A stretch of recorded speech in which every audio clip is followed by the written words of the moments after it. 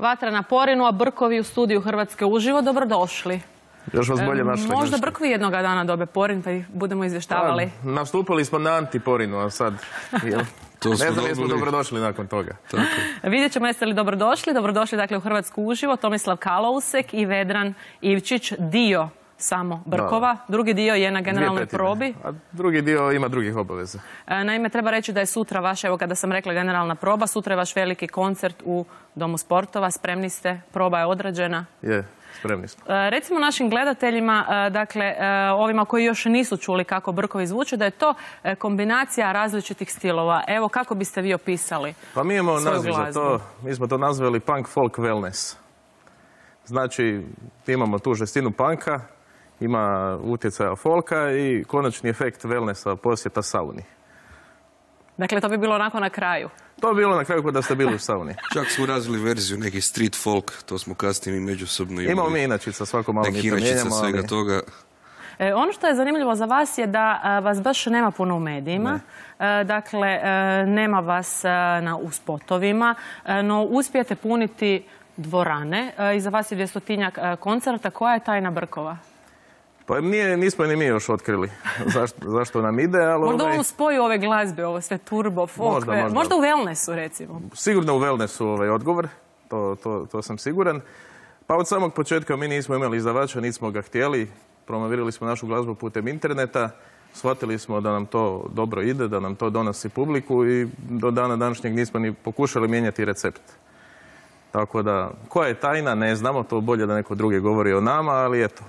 Tko je vaša publika? Naime, s obzirom da ste dakle, sada spojili u glazbi različite stilove, kažu mi kolege dakle, koji su došli, evo još nisam imala prilike biti na koncertu, nadam se s obzirom da smo kolege, dakle Tomislav je bivši novinar s HRT-a, da ću evo imati poziv. Dolaze li žene koje vole klasiku i punkeri? Pa je možda tajna toga što se u publici može naći različitih u svakom slučaju, to je bit svega, znači svega ima. Od punkera, metalaca, nekakvi. Evo, nama je super što čak folkeri su zavolili punk zbog nas. To je, znači ti koji nikad ne bi se pojavili u takvom klubu dođu. Znači, razno, tam druže se.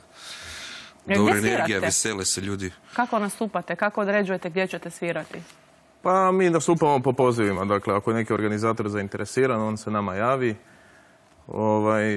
A nastupamo od klubova do dvorana, evo.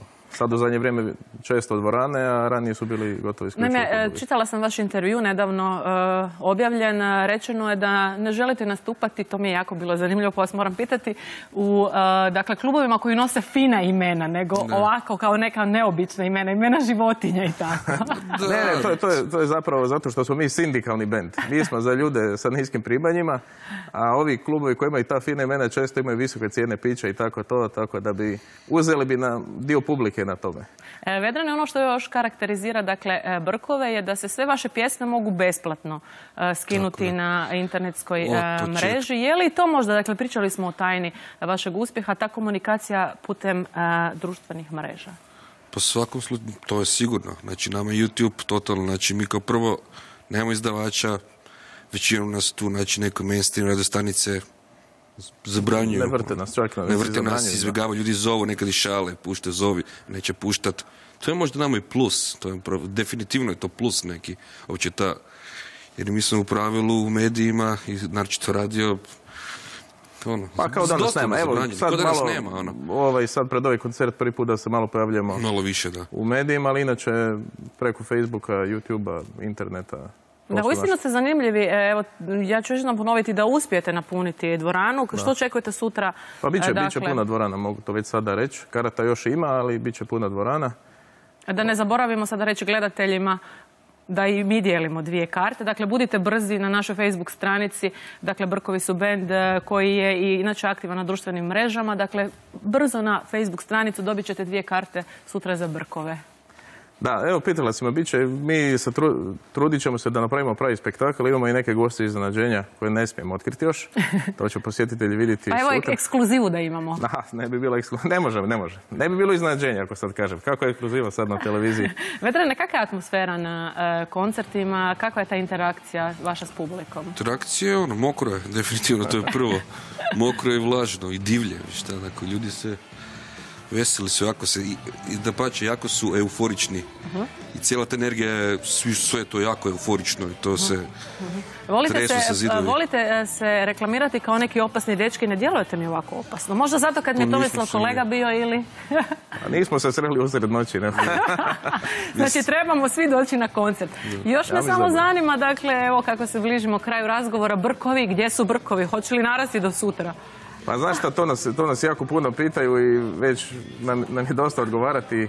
Dakle, nema ni Bajega autoškolu, nema ni Zelu Lipovača, farmu divljih jagoda, jednostavno, benza samo tako zove. Čak su ljudi rekli koji su nas prvi put čuli, znači ja sam doživio, da mi neko ovako od naroda, čuo nas prvi puta i onda kaže, sad znam zašto se brkovi. Kad je čuo, onda nam dobi viziju, sad vidim zašto se brkovi. Kad su čuli. Što gledatelji evo još na kraju sutra mogu očekivati, pozovimo ih još jednom. Pa bit će punk, folk, wellness spektakl.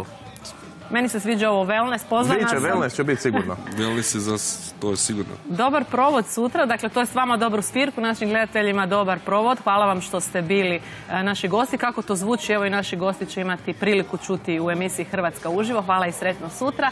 Dakle, ostanite uz HTV, poslušajte Brkove, a ostanite i dalje uz naš program u 19 sati. Gost središnjeg dnevnika je premijer Zoran Milanović. Ne propustite taj razgovor. Lijep pozdrav. Sam ja za tebe, shvati to na vrijeme, kažem se dušo, teško je to vreme.